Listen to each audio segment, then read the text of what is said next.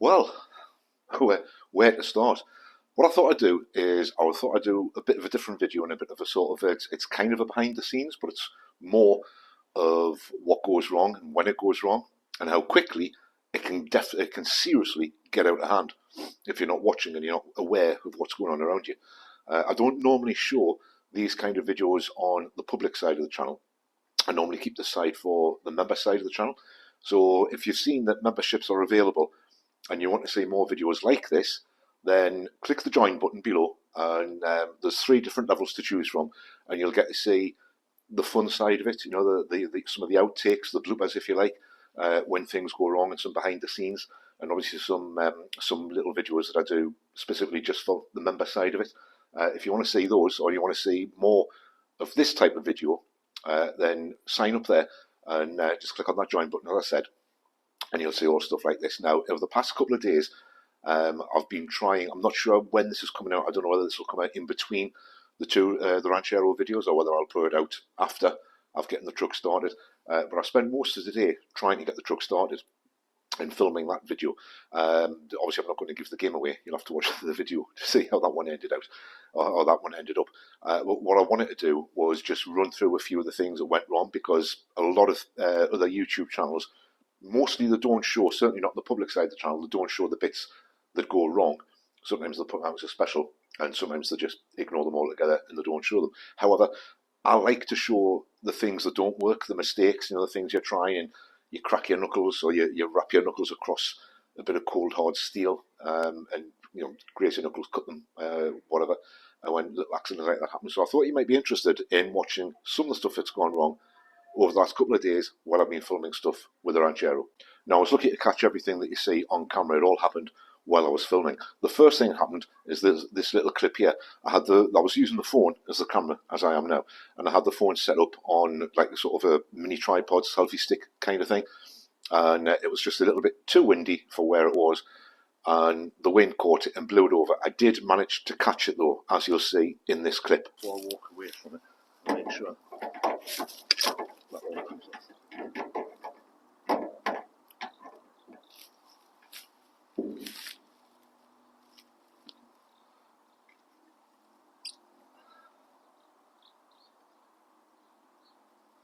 Right, let's try that again. Now, these are in no particular order as to when they happened. The next thing that happened, I was pouring a load of petrol or gas, depending on where you're watching from a jerry can straight into the fuel tank at the back of the car. And I had the jerry can sort of balanced up here on my chest. And as it was balanced, I briefly let go of it light for a second, and it slid sideways. And I managed to catch that. I didn't drop it on my feet. I didn't spill petrol everywhere. I did manage to catch it and stop it from falling. However, the offshoot of that was that you can see in this clip, as it slides to the side, it clips my microphone and knocks my microphone off completely.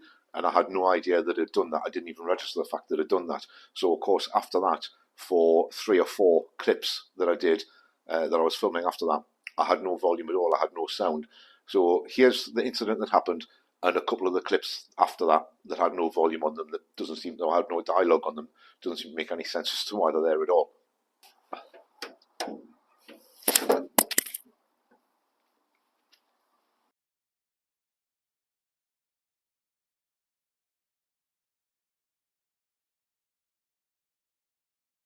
The final clip, I suppose, to this section is a much more serious one, and right up until now, I still have no idea how it actually happened.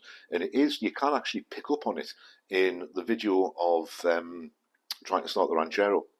There's partway through, there's a crack in the background.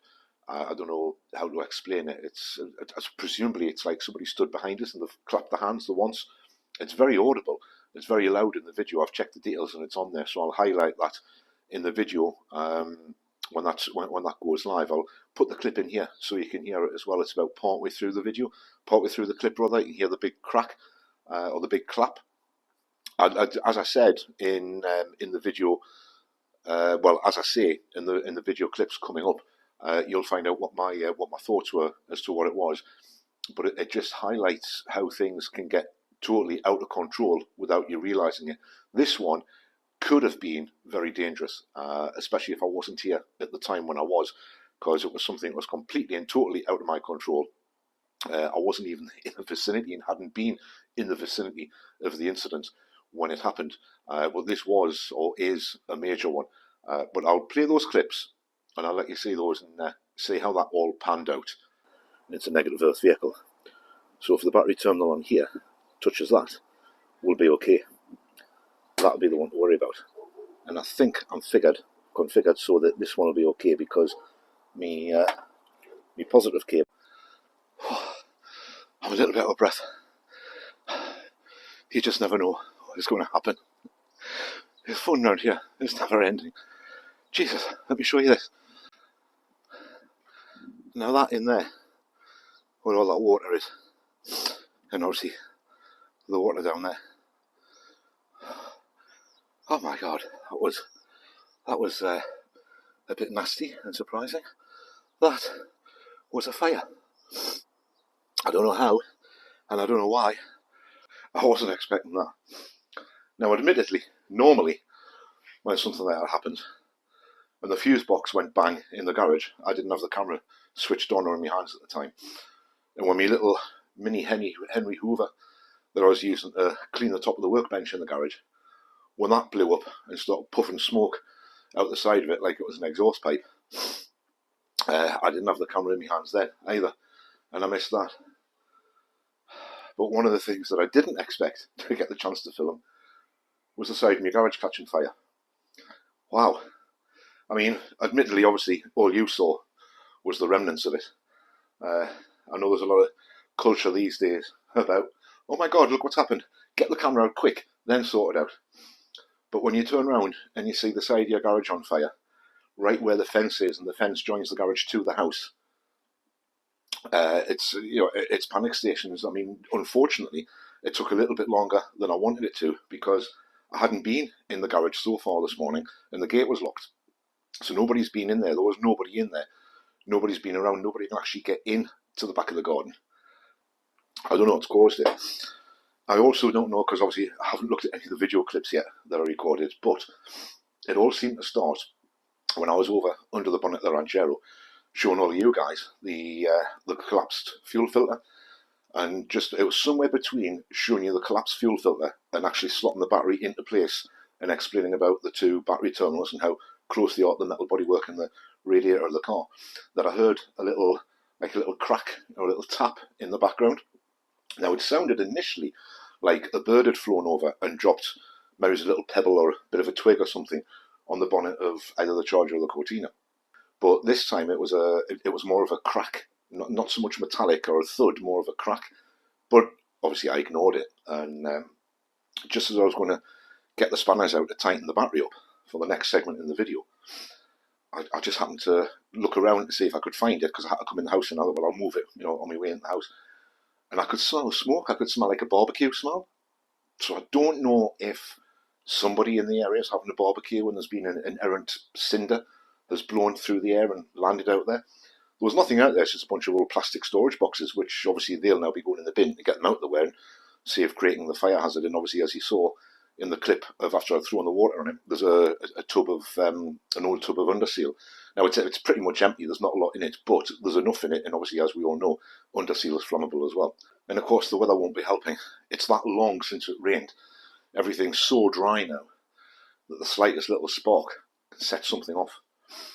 I can only assume, because there's nothing out there, there's no electrics in that corner where the fire started. There's an old cast iron fire that is pretty much just yard art, and then some old plastic storage boxes that I haven't managed to get rid of, and I think the aircon compressor, or there's an aircon compressor from one of the cars just sitting there on the bricks, but it's mostly bricks and that old cast iron fire that's sitting there. You just don't expect, when you smell smoke at this time of year, you just assume that somebody's having a barbecue, because they've got that distinctive smell. I'm assuming the distinctive smell was misjudged by me, and it was actually the plastic casing, the old plastic storage box that was on fire, melting, and then caught fire in the dryness of the weather. Right, let's go and have a look. Now that things have calmed down, I've put a glove on, because obviously I don't know how warm or hot things still are around here. But that looks to be where it started. And judging by the state of that box being bent in, and if you can make that out down there. I think there was a smaller one of those sitting here on these two, between these two bricks. Obviously that's completely gone, and that's welded itself to the top of that brick. Oh, we'll ignore that. There's a bit of damage there on the side of the fire. This is a bit singed on the side. Now I'm guessing that might be a bit warm. Yeah, that's still warm, so if I move that all together from the area, put that down there for a couple of minutes. And I think what we can see there, that's something plasticky. Oh, there we are. That's, yeah. Now that looks like that's blue, isn't it? Bluish.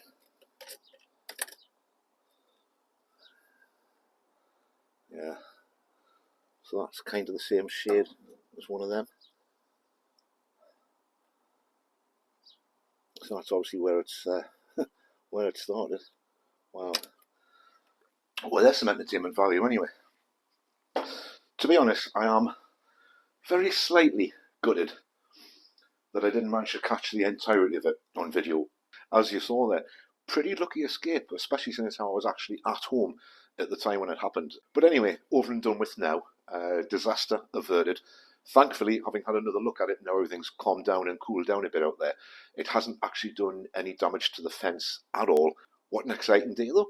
It proves to show that you just never know what's going to happen next, or what could potentially go wrong and become a catastrophe from just doing nothing. It's wild. It's wild at times. So if you've enjoyed this video, caress the like button on the way out and consider subscribing to the channel in order to see all the rest of the videos I'm doing. And if you want to see other bits and pieces like this that I've just showed you, click the join button and become one of the members. And you can see all the stuff that I do from behind the scenes and the outtakes and the bloopers and the stuff that does inevitably go wrong all of the time. You just don't see it 99% of the time. Thanks so much for the next one. See you next time. Bye for now.